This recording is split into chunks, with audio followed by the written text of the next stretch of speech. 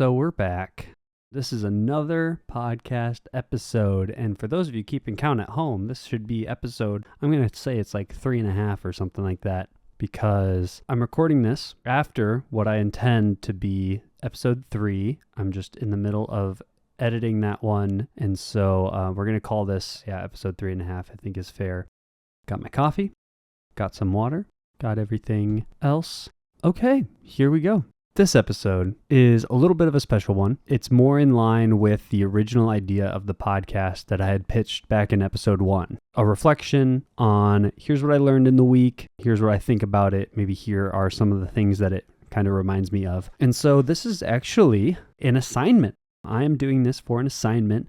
My professor tasked us with an assignment to critique a research article and then write a paper on it. And so I asked. I didn't even convince her. I just asked. I said, hey, I've got this podcast. Can I just do a podcast episode instead of a paper? And she said, I don't see why not. We'll just have to figure out what's the right length for it. I asked her, well, I could probably talk for an hour. Is that too much? Too little? How long does it take you to read one of these papers? 20 minutes sound good? And she said, yeah, 20 minutes sounds good. So that's what we're going to aim for.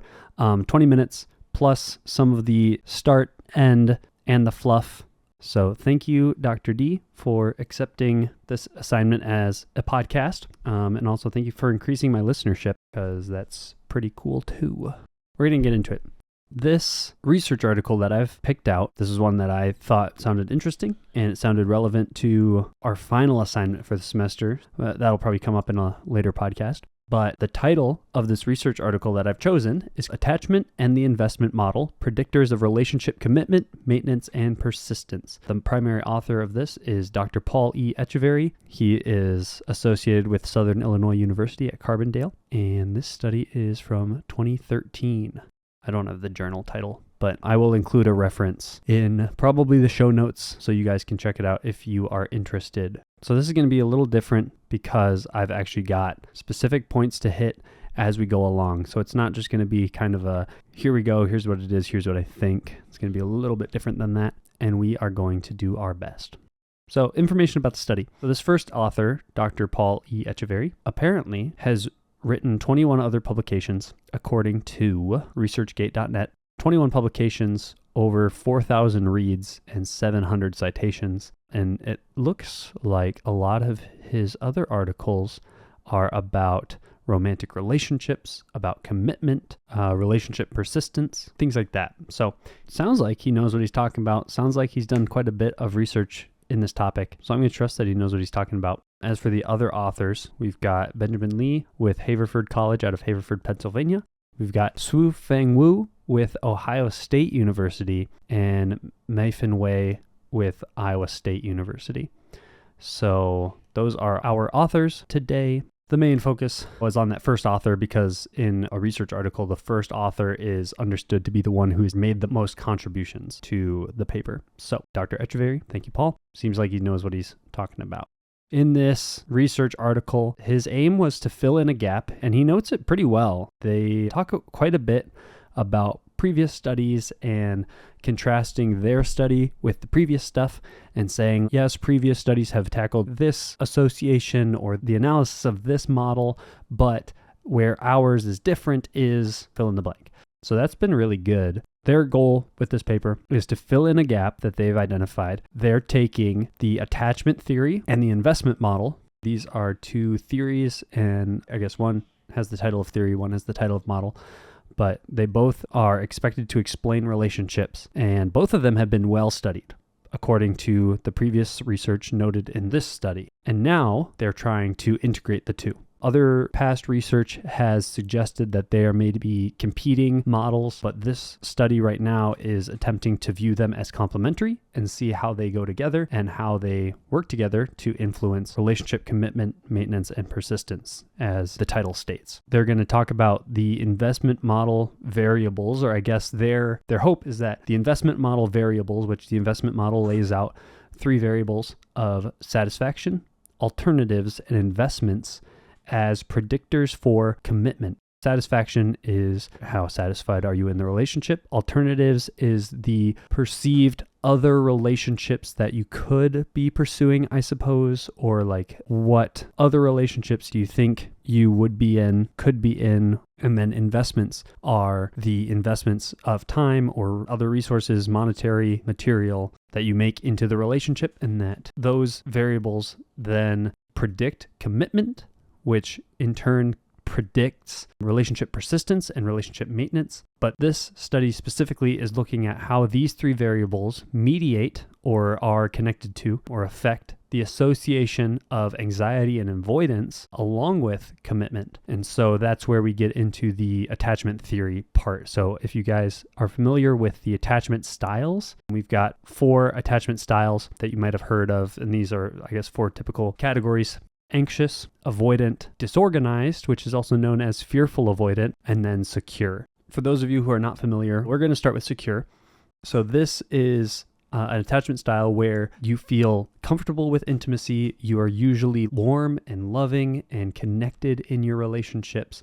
And that's because you feel safe and you feel secure in the relationship. It'll probably make more sense as we go through these other ones. But then you've got anxious attachment, and those who have this anxious style, they want closeness, but they often worry or are anxious about their partner's availability and then the relationship stability. We've got avoidant attachment, and people who are avoidant, they value their independence and they often distance themselves from their partners, usually emotionally. So kind of, I want my independence, and so I'm going to hold you at arm's length. And so then the fourth one is disorganized. This is kind of roughly a mix of anxious and avoidant. It's, you want to be close, but then you're also like holding them at arm's length, and it probably just depends on the day and depends on how you're feeling, depends on the circumstances. But those are the 4 attachment styles that we've got. So we're talking about how satisfaction, alternatives, and investments mediate or are connected to, impact the association of anxiety and avoidance with commitment. What this study defines, I suppose, redefines, is rather than using these 4 categorical attachment styles, it views level of anxiousness, high or low anxiety, and high or low avoidance on kind of this orthogonal or perpendicular continuum. And so if you imagine like a cross or 2 axes, one going up and down, one going left and right, one of those is anxious, going from low to high, and then the other one is avoidance, going low to high. And so the attachment styles, you could plot these on this little graph, this little cross. They would fall somewhere in the quadrants, a mix of anxious and avoidant. I suppose like secure would probably be close to the middle, and then anxious would be like high anxiety, variable avoidance. Avoidant would probably be high avoidance and variable anxiety, and then disorganized would kind of be a mix of the two, depending on who you are in theory. We're going to look at how satisfaction, alternatives, and investment impact the association of anxiety and avoidance, and then how that impacts commitment. The big thing being commitment predicts relationship persistence. That's the big picture. And so after reading this study, it sounds like they got some pretty decent results. And by decent, I mean substantive. I'm always afraid when I do research, which I've done a couple studies kind of like in high school, college. I'm always just terrified, and I bet other researchers are as well, to set out with this hypothesis and then you conduct your study and it's like the results are meaningless.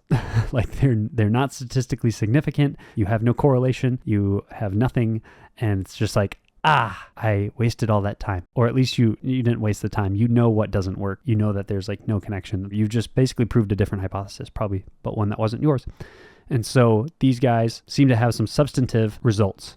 And so that's the direction we're going. While that's interesting and while I think it's useful, as I was reading this study, I'm a little skeptical about the external validity, which is how well the research results hold up in the real world or with a population that was not the one subjected to the study, like a study conducted here in the United States. How well does that hold up in Cambodia?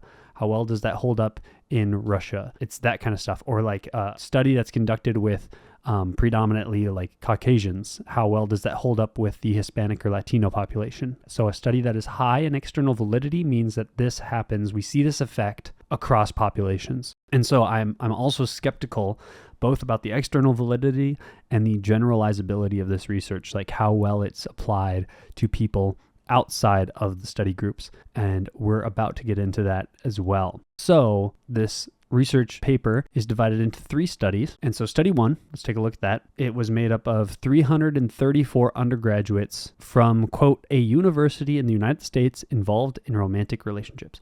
So we got 334 undergrad students. They're at some university in the US, and they're all involved in romantic relationships. I'm curious, based on the associations of the authors of this paper, would that be Southern Illinois University, Carbondale? Would that be Haverford College, Ohio State University, Iowa State University, or some other institution? We don't know, but one of those is probably a reasonable guess. In this study, we've got 62% of the participants were male, which means that 38% were female or identified as other. The study here just says 62% male. So then mathematically, we can just conclude that 38% is female or identifies as neither male nor female. That breaks down to 92% Caucasian. So here's where we get into a little generalizability. 92% Caucasian, 3% Hispanic or Latino, 2% Asian American, and 3% other, with the average age of all the participants. And of course, these are undergrad students. The average age is 20.4 years. So we've got predominantly white, pretty young, college students. That's who we're looking at in study 1. Study 2, we've got 205 undergraduates from, quote, a large Midwestern university. So I'm more inclined to think that is maybe Iowa State or Southern Illinois University, or it could be, I guess, some other college. I'm skeptical of that because of where the authors work. But it says they participated for partial fulfillment of course credit. There was a little bit of an incentive for people to participate. 54% of these were female, which then, again, mathematically, all it states is 54% female, which means 46% male or identifying as other. That breaks down to 85% Caucasian, 6% Asian American, 3% African American, 3% Hispanic or Latino, and 2% as other. So again, another study with a predominantly white and male population that you're studying. So a little bit more concern for generalizability. The average age in study 2 is 19.61 years. Study 3, 395 individuals. This is where it gets a little interesting. 395 individuals in long-distance relationships recruited by ads on either Facebook or Craigslist. Those were the only 2 sources noted. We've got 86% female, which means 14% male or other. 63% were college students at the first time. They said at time 1, which means this is a longitudinal study. So that's really cool. Or I guess, the professionals might say, like you took 2 measurements 8 months apart. That's hardly longitudinal. Yeah, that's maybe true. I'm not a professional here. I'm not a researcher. Dr. D, I'm sure you have your opinions on this because you're actually in the field. So we got 63% of them were college students at time 1. Then 8 months later, when they followed up, only 238 of the original 395, that's about 60%, provided follow-up data. And so we had some attrition, which just means that some people fell out of the study. They either opted not to respond, maybe they missed the email, or they just ignored it, didn't want to respond for whatever reason. They just didn't provide follow-up data. All right, so as far as the design of the studies, all 3 of them first used the investment model scale, which is a self-report scale where people fill out a survey. The investment model scale assesses commitment, satisfaction, alternatives, and investments. In study 1, specifically, they participated in a shortened version of this. And then the attachment dimensions, again, the anxiety and avoidance, were measured with a shortened version of the experiences in close relationship scale, otherwise the ECRS. Study 2 also utilized the investment model scale, and it says just the ECRS, so I'm going to assume this is not the shortened version. Study 3, they also used the full version of the investment model scale and the ECRS. And then, so that was time 1. Time 2, 8 months later, the participants were contacted by email and asked to complete a short measure of a relationship stability. So this was just the explanation they give was intact versus terminated. So it's just an email. I assume this was just a short survey, maybe even just the one question, like, is your relationship intact or is it terminated? So that's the design. It's all just self-reports, according to what I read. As far as how strong the study is, like I said earlier, I think the authors, the researchers, they seem to know what they're doing. They seem to have different publications in this space. They seem to have researched this topic pretty well. So I think that's a plus. I think that their discussion of previous literature is really robust. So like as an example, when they talk about previous literature, they'll say something like, quote, prior research has also found that attachment orientations are associated with relationship persistence. However, these studies did not measure commitment, and therefore it is difficult to determine whether attachment has a direct association with relationship persistence or whether it is mediated by commitment, which like that to you guys doesn't probably matter. That's just an example of how they went about connecting prior research to this current study that they're doing. And so they did that like all over the place, which I think that's pretty cool. It definitely demonstrates an understanding of prior research and how their current study is necessary and how it fills a gap. And so I think that is vital for a really good research study. And they clearly identified where the other research, the prior research, has its shortcomings. And then they're like, and our study fills that or overcomes that by this other thing. So the good news is that the things that they're studying, the attachment theory and the investment model, seem to be really well studied and well understood by researchers in this relationship space. I obviously am not a professional on all of the prior literature. I have not, this is my first research study talking about relationships. And so I've heard about the attachment theory. I guess I've heard about attachment styles. I didn't really know it was just related to a theory. I had never heard of the investment model, but as I've been reading about it, it makes a lot of sense. So I assume that other researchers in this space are already well familiarized with these things. Another strength, I think their sample sizes were pretty good. So we had 334 students in study 1, 205 students in study 2, and then 395 individuals, not necessarily college students, in study 3.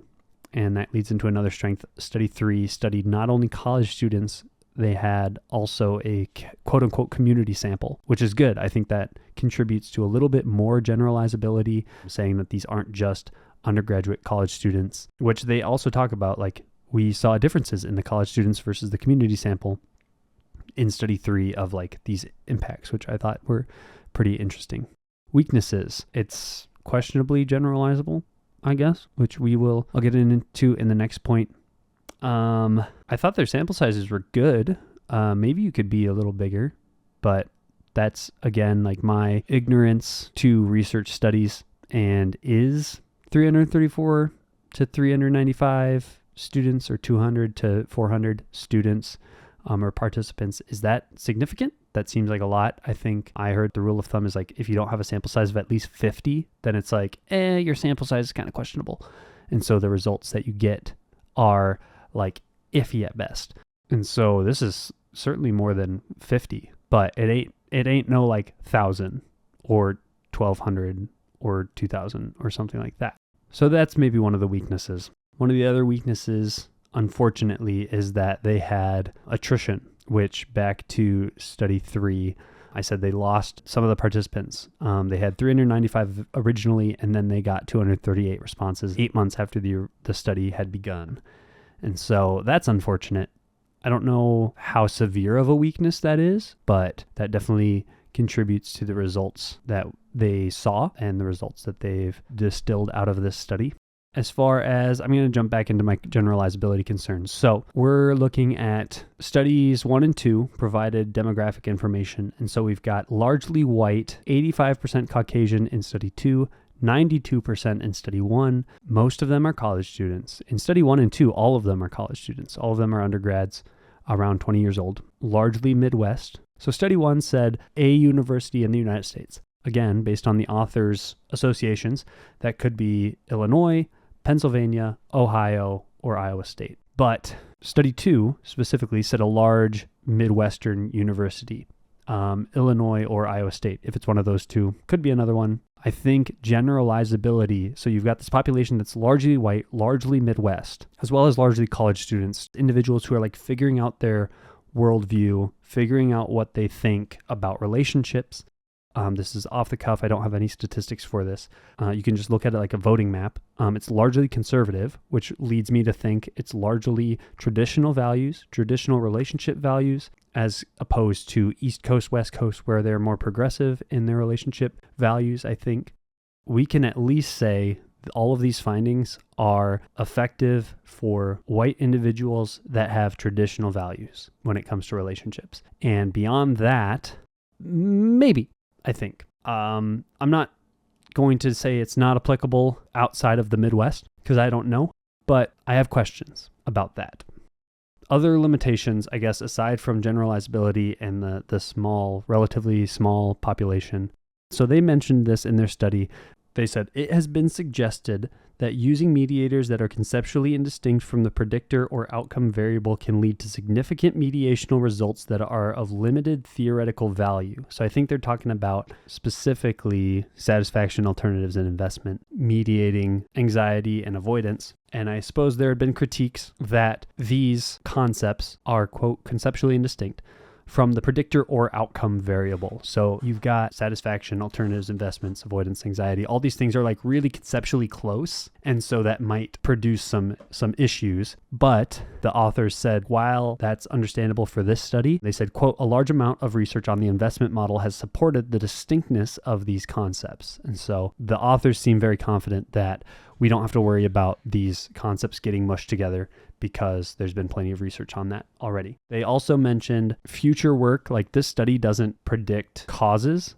They don't say like high satisfaction causes like lower avoidance or something like that. They made a suggestion future work could experiment with manipulating these variables to detect causal connections. So they were just focusing on like, are these relationships present? Are these mediational effects present? And then another limitation was that there's a lack of longitudinal data. So aside from study 3, they asked the participants and that was it, I think. That's what I gather from this study. And so it would be really interesting to see how the variables affect, for example, let's say there's this couple in a relationship and we look at how the variables affect that relationship. And then hypothetically, if they were to split up and then one or both of them get in different relationships, then how do the variables appear in the current relationships, the new ones, I suppose. But that would be interesting to look at. And then another limitation, we got attrition in study 3. It'd be really nice to have that data, but we don't.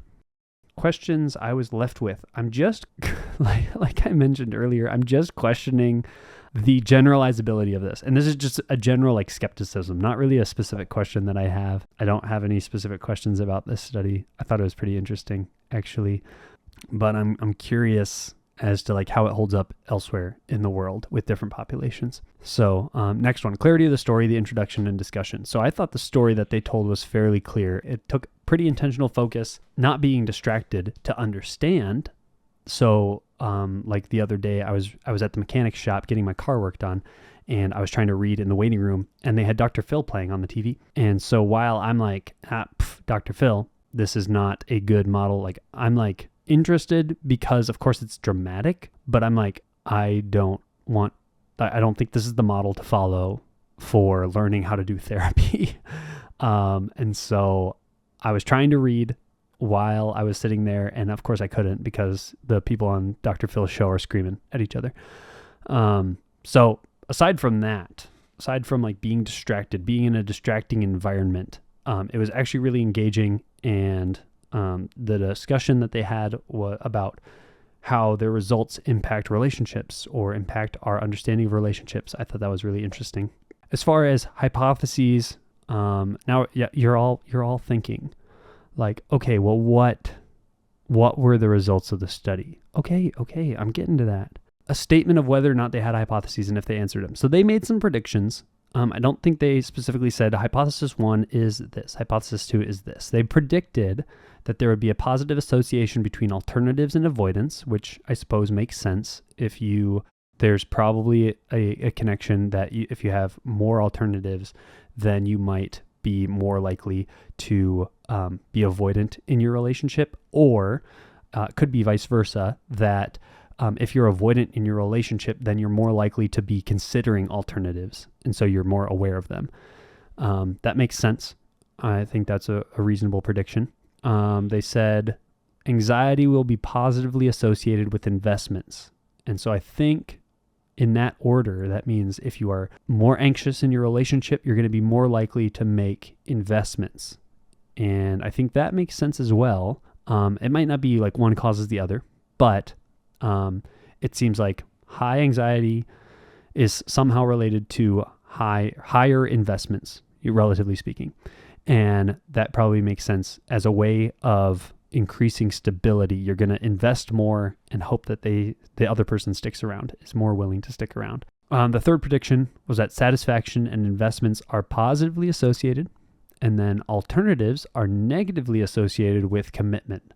So if you're more satisfied and more invested, or I should say more satisfied and make more investments, then you're going to be more committed. I'm saying this like it's a causal relationship. It's not. Higher satisfaction, more investments is related to higher commitment. That's what it's associated, positively associated with that. And then alternatives, if you are cognizant or considering more alternatives, is negatively associated with commitment. I think that all makes sense. And then they even had this hopeful outcome, or I'm calling it a hopeful outcome. They said, quote, if the investment model mediates the association of anxiety and avoidance with commitment-related relationship cognition and behavior, it strengthens the value of this mediational approach for connecting attachment theory and the investment model, while also contributing to our understanding of interpersonal relationships, end quote. And so that is, if we've got satisfaction, alternatives, and investment, these variables of the investment model mediating the connection of anxiety and avoidance with commitment, then it means there's a stronger relationship of the mediation between attachment theory and the investment model. That seems like a duh. So maybe I'm reading that wrong, but that's how I'm reading it. And then it also contributes to our understanding of interpersonal relationships. I think that's valuable. I think we'd always learn more about interpersonal relationships. And so recognizing that your satisfaction, the alternatives you have available, and your investment is associated with your commitment, I think that's valuable. And that is also related to anxiety and avoidance within your relationship. I think that's valuable as well. They said the results of study 1 support the predicted associations between attachment dimensions, that's your anxiety and avoidance, and the investment model variables, that's your satisfaction, investments, and alternatives. And so the study 1 supported what they said, that there's going to be a positive association between alternatives and avoidance, and that there's going to be a positive association between anxiety and investments. And then we've got the results of study 2 partially supported the prediction that relationship commitment would mediate the association of the attachment dimensions with relationship maintaining behaviors, meaning their prediction that relationship commitment is going to impact the association of the anxiety and avoidance with the effort you're putting into, or the behaviors that you're displaying that will maintain your relationship. And that might be a technical term, that might be technical jargon that a professional would read relationship maintaining behaviors and say, oh yeah, I know exactly what that is. For me, as a novice, I'm thinking relationship maintaining behaviors like communication, like trust, like transparency, things like that. I think intimacy, love. There might be a specific list that I'm unaware of, but those are my thoughts. And it's saying that the results of study 2 partially, at least, supported this prediction that your commitment is going to influence how the anxiety and avoidance in your relationship impact your relationship maintaining behaviors. Results of study 3, they made this 2-step mediational prediction, according to their words. This prediction that attachment dimensions, that's your anxiety and avoidance, will predict satisfaction, alternatives, and investments, which in turn predict commitment, and that commitment then predicts relationship persistence. So we're looking at anxiety and avoidance predict satisfaction, alternatives, and investments. So that's step 1. And step 2, satisfaction, alternatives, and investments predict commitment. And then commitment predicts relationship persistence, how long the relationship lasts. So I thought that was interesting too. Really interesting here, they said unexpected finding. So there was a negative direct association between avoidance and accommodation. So they said, quote, even when commitment is high, avoidant individuals may have less ability to respond positively to negative partner behavior. And so they explain this as saying people who scale or rank high in avoidance have a negative internal working model of others, which means when you view somebody, so we all have this, we all have an internal working model of others. When we look at somebody else, we can kind of generally, we learn to predict kind of what reasonably they're thinking, feeling, going to do. And so for people who are high in avoidance, they are, I guess, essentially less likely to believe the best about somebody else. They're more likely to think that this person has malintent, is thinking rude things about them or thinking negative things about them. They said there is a direct association between avoidance and accommodation, which means high avoidance is related to the ability to respond positively to somebody's negative behavior. That's your accommodation piece. In the face of their negative behavior, will I respond negatively or like accommodate to that and say, okay, I'm going to let this one go, let this one slide, which would be a positive response. So that's interesting as well. I think it makes sense. All right, conclusion. So, summary of the key points. We've got the investment model variables, satisfaction, alternatives, investment, are mediators of the associations between attachment dimensions such as anxiety and avoidance and commitment. So we've got high anxiety and avoidance is associated with less satisfaction. High alternatives is associated with high avoidance. High avoidance is associated with less investment. And high anxiety is associated with more investment, which would be a move for stability. I think all of those make sense. Let's walk through these real quick. So high anxiety and avoidance. If you're highly anxious, highly avoidant, I think this is either or, maybe both, but highly anxious or highly avoidant, you're going to have less satisfaction in your relationship. That makes sense. If you have a lot of alternatives or you're aware of a lot of alternatives, then that's going to also be associated with high avoidance. And that might be vice versa. I mentioned this earlier that if you're highly avoidant, you might be more aware of the alternatives, or if you are you become aware of your alternatives and start entertaining the ideas of those, then you might become more avoidant, or at least they are connected. Again, I keep transitioning into this causal language, and that's not accurate. They're connected, and there was no conclusion as to which one might cause which other one. But then we've got, if you're highly avoidant, again, this is kind of a similar thing, a similar relationship. If you're highly avoidant, that's related to being less invested. Not caused by, related to. And then if you're highly anxious, that's associated with more investment. And that part might, like I said, might be you're investing more so that you try to garner stability. And that would be like I think we've heard stories maybe of like, well, our relationship is on the rocks, and so I know what I need to do. We should have a kid together so that things are more stable and so that we're closer, so that we like spend more time together. That would be that, like a real demonstration of that kind of move would be somebody's highly anxious about the relationship, and so they offer more investment, which would be having a kid with somebody. That's like a high investment. The hope is that it increases stability in the relationship. So we've got implications of this article. What does it mean? So what does all this mean? I read this 23-page research article. And what does it mean? So what? So they said this contributes to our understanding of commitment, relevant cognition, and behavior. I think that's reasonable. It contributes to our understanding of how people do relationships. That's valuable in my mind, because we want to be, and this is another extension, I suppose, we want to be aware of, or at least give some thought to, the attachment dimensions, avoidance and anxiety, and then our satisfaction, alternatives, and our investment. We want to understand that there is a connection between these, even if we're not currently sure how they're related, or which one, if one causes the other, or multiple cause another, or anything like that. We want to be aware if there's a relationship. That's maybe good to know. Now we've got some part for the assignment. Reflection on the process of this assignment. Did it feel effective? I said, sí. I feel like, yes, I feel like reading this research paper with a critical eye, it helped me gain a greater appreciation for research, which having my undergrad in computer science, I didn't do a lot of research studies. I looked at maybe a couple, didn't really critique them at all, like some of my classmates who have psychology degrees did. But I feel like this, like I always thought research was kind of like this scary thing far away, ivory tower kind of stuff. And I was like, I don't really want to, I don't know, it's kind of cool hearing the synthesized results of a study and hearing what it means, but actually like reading a study or approaching a study that's applicable to me, that seemed far and away.